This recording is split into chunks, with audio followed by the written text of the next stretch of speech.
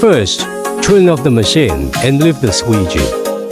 Clean the recovery tank and drain the wastewater.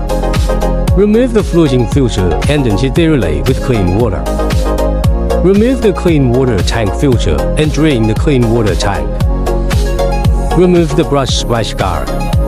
Remove the brush and clean any dirt on the brush.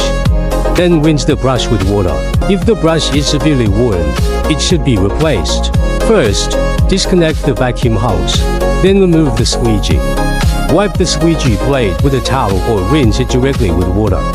If the blade is severely worn, it should be replaced. Release the latch. Loosen the anti-collision wheel nuts and remove the two anti-collision wheels.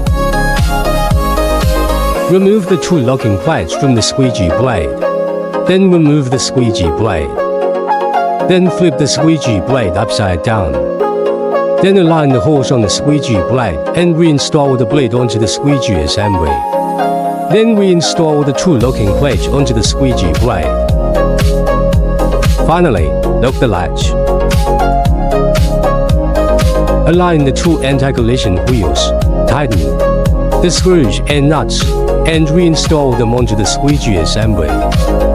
The squeegee blade replacement is now complete. Then, reinstall the squeegee onto the machine. Wipe the machine body with a damp cloth or a multi-purpose cleaner. Avoid using high-pressure water or hoses too.